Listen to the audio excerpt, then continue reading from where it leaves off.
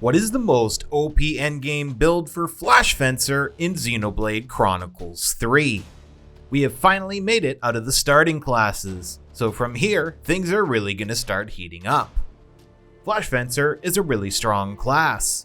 Not only do you get it early in the playthrough, but its damage holds up well into the endgame. With that being said, let's get started with the class skills, so we're on the same page for what this class specialty is. First Move Wins boosts damage dealt by 50% for the first 30 seconds of battle. Fighting Instinct boosts damage dealt by 50% when using a talent art up to a maximum of 200%. Critical Strike increases your critical hit damage by 50 percentage points.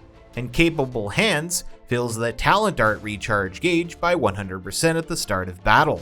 So we get some crit, we get some early battle damage in the form of a damage boost and a charged talent art. Plus, we get a damage boost with each use of said talent art. This is not only an interesting kit to play with, but it's a very strong kit overall. Before I cover the skills I chose, let's talk about the arts. Cross Impact is a low damage physical art that buffs with Power Charge when the art hits. Power Charge gives us a pretty big damage boost to our next attack. Null Slash is a forward AoE with moderate damage, but if we attack from the side of the enemy, this ability has a 100% chance to crit. Revolution Edge is our strongest art that we have equipped.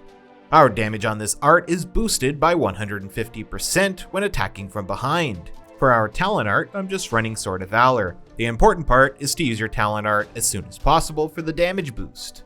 As for our mastered arts, Violent Flurry is a high damage physical attack that comes with a 50% chance to ignore defense. This effectively increases our fusion art damage output by quite a bit. Jackal Claw is another really high hitting physical art that has a high crit chance and evades the enemy upon activation. What I like to do is use Cross Impact for the Power Charge buff, then activate the Null Slash and Jackal Claw fusion art. You can effectively do this with the next set as well. Aerial Slash is the same art as Jackal Claw after all, so feel free to use the Revolution Edge and Aerial Slash fusion art instead. Onto our chosen skills. Fighting Prowess gives us a 50% damage boost when using physical arts. Covert Attack reduces aggro generated by 65%, which we need since our damage on this build is really high. Ultimate Qui-Gon ignores 50% of enemy physical defense when landing a hit. This is one of the better skills that you could run as you get to the end game due to how tanky some of these enemies are. For gems, we're running Empowered Combo to boost our damage by 55% when canceling, so free damage. Disperse Bloodlust is required for this build. This gem reduces aggro generation by 32%. I tested this without both aggro reducers and you instantly pull all the aggro from the tank. You have to run both. Double Strike is our last gem, and this one gives us a 27% chance that our auto attack hits twice. One of my favorites. Now, as for our accessories, just a reminder, you're using the general effect. You do not need the exact accessory that I'm running. Saturni Rings boosts our attack by 40%. This is the culprit for most of our damage. Kairos Leg Frame boosts damage dealt by 60% for the first 30 seconds of battle.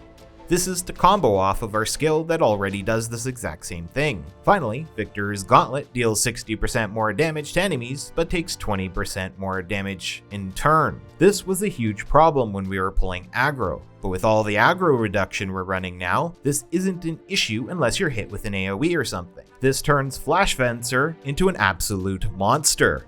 Sure, you do lose a big chunk of your damage after the 30-second mark, so if you're fighting a long fight, you can switch those out with other stuff, like a damage boost while above a certain percent health, or a damage boost against a certain enemy type. So feel free to swap these things around as needed. I hope you liked today's video, and if you did, drop a like and consider subscribing for more builds like this.